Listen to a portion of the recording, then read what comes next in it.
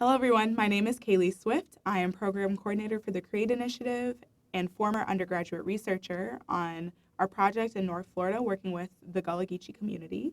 And I'm here to introduce some of the work that we have been doing, and then I will pass it off to the graduate scholars that assisted with this work over the last summer. Before I get into an explanation of some of the work that's been done, I think it's important to touch on how this work came to be. Around 6 or 7 years ago, Queen Quet of the Gullah Geechee Nation was connected to Dr. Kate Derrickson of the University of Minnesota. They formed a collaborative research partnership. At the time, Dr. Kate Derrickson was resourcing Queen Quet through work at the University of Minnesota, whether that be through grant writing assistance or research capacity. Around 2 years ago, Dr. Derrickson was looking for ways to continue to resource the Gullah Geechee community and was connected by Queen Quet to Representative Glenda Simmons Jenkins, who's the representative for North Florida of the Gullah Geechee Nation. At the time, Representative Jenkins had concerns about the environment as well as land tenure and development pressures in Nassau County. So that's the way that we got involved in the work. A main tenet of the work that we do is figuring out ways to leverage research capacity and scholarship to resource the community. In this case, our community is the Gullah Geechee community of North Florida. One way that we've done this is through undergraduate research opportunities or the UROP program. The other way that we've researched this work is through the CREATE Graduate Scholars Program. That's something that I'll explain in a little bit more in depth shortly. Let's start with the undergraduate research opportunities work, or UROP work. Over the course of the last 2.5 years, undergraduate scholars, including myself, have worked on this project. This included going down to Florida 2 different times to do interviews and hear first-person accounts of what life was like for the Gullah Geechee community of North Florida. From that work, we were able to develop what's called a story map. The story map is a web-based tool that allows users to interact with the information presented through a number of means. This includes direct quotations and writing, as well as media like images, maps, and videos. Here's 2 small examples of a larger story map that include images as well as direct quotations. And there's also an example of a map that was created by undergraduate researchers to show some of the land ownership within Nassau County. Around 1.5 years ago, Dr. Derrickson, with the help of University of Minnesota faculty Dr. Bonnie Keeler, developed the CREATE Initiative. The CREATE Initiative stands for Co-Developing Research and Engaged Approaches to Transform Environments. The CREATE Initiative addresses grand challenges at the intersection of environment and equity through community-engaged research and interdisciplinary graduate training. It centers the values, needs, and narratives of communities while co-developing solutions to critical problems. At the time, this seemed like the best way to continue resourcing the work that we were doing in North Florida. Because of that, Queen Quet, as well as Representative Jenkins, became part of the CREATE Initiative's policy think tank, which is a group of community members who represent different organizations and groups of people who we are directly accountable to as the CREATE Initiative when producing research questions and research products. A large part of the CREATE Initiative is our CREATE Graduate Scholars Program. The CREATE Graduate Scholars Program this last year was a cohort of 11 graduate students from across the university. It was a highly interdisciplinary group, having scholars from 9 colleges. They were split up into groups at the beginning of the summer and assigned a policy think tank member to resource. During the course of the summer, they created research questions, plans, and products that were driven by the needs and requests of the community members that they were resourcing. This past summer, we had 2 graduate scholars who were assigned to the work going on in Nassau County, Florida. The 2 graduate scholars assigned to the work in North Florida were Famra Dampa and Emma DeVries. They developed 2 reports that were driven by questions asked by Representative Jenkins that took the work that we had done previously in Nassau County from a more qualitative perspective to a more quantitative perspective. I will now pass it over to Famra and Emma to discuss their work in a little bit more detail. Hi, my name is Emma DeVries, and I'm a PhD student in geography and one of the summer 2019 CREATE scholars working on the Nassau County project. Today I'm going to share briefly about our work on preserving the economic, environmental, and social value of historic Gullah Geechee lands amid the pressures of development in Nassau County, sharing a bit of the context and some of the ways we're working to change that collaboratively. So the context is, as Nassau County develops at a rapid pace, the construction of new roads, new residential developments, and a flurry of general construction activity is bringing significant changes to the landscape. Among these are the installation of stormwater retention ponds, wide yet shallow ponds that are designed to gather polluted stormwater runoff that results from new construction and to divert it from entering area waterways. Seems good. However, their presence on neighborhood lands has raised alarm for community members of Gullah Geechee families in Nassau County. First, there's questions about the pond safety, questions about their economic impacts, and their safety has been debated in the water management community and rightly has raised concerns among community members in Nassau County.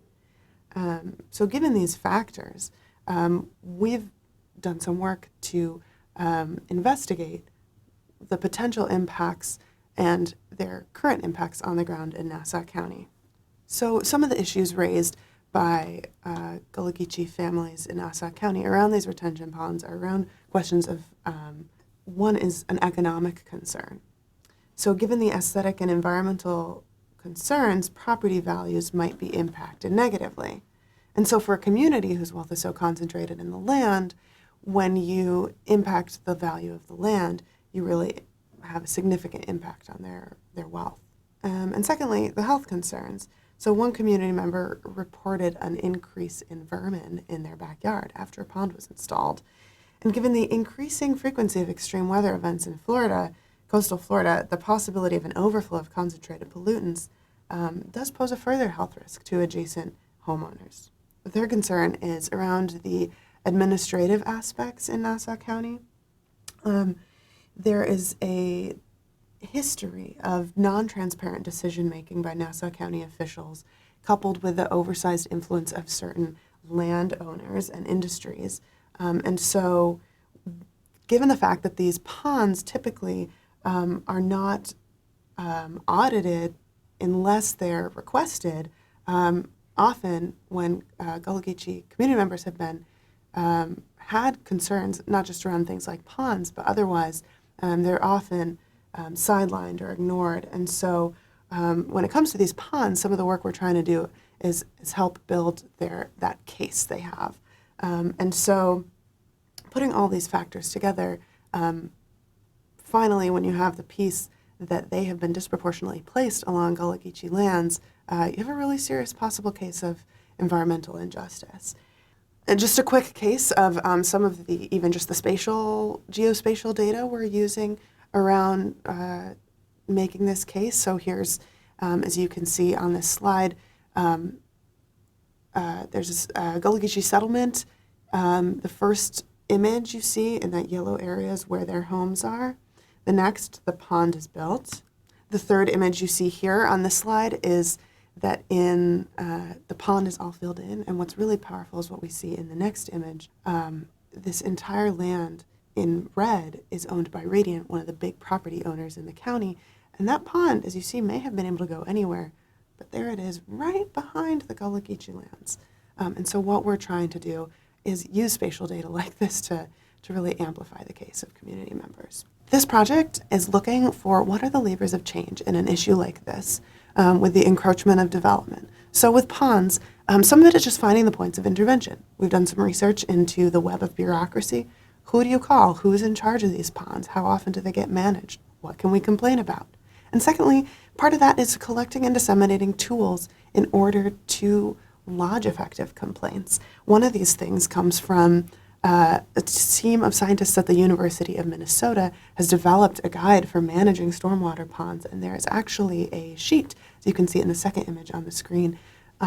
This is an example of a question that lay people, neighborhood residents, can use to really develop a sophisticated analysis of the condition of a pond. So if there is a suspected problem, they're going to have a pretty powerful case. This is the sort of science that environmental managers are looking for in terms of observations about what's happening with the pond. And that's, again, just going to make it harder to turn down that a complaint that's being lodged around a pond. And so that's one further tool.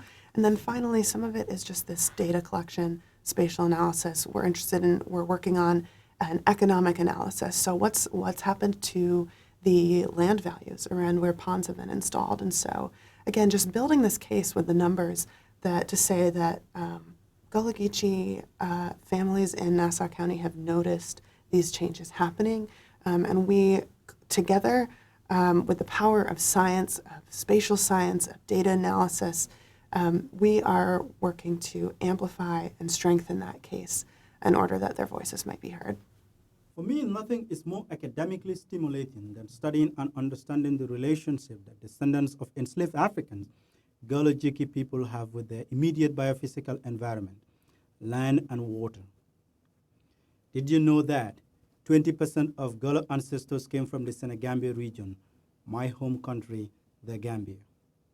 I am a CREATE scholar and a PhD candidate at the University of Minnesota with interdisciplinary research interests in international development, climate change policy, natural resource economics, and disaster risk reduction in vulnerable communities.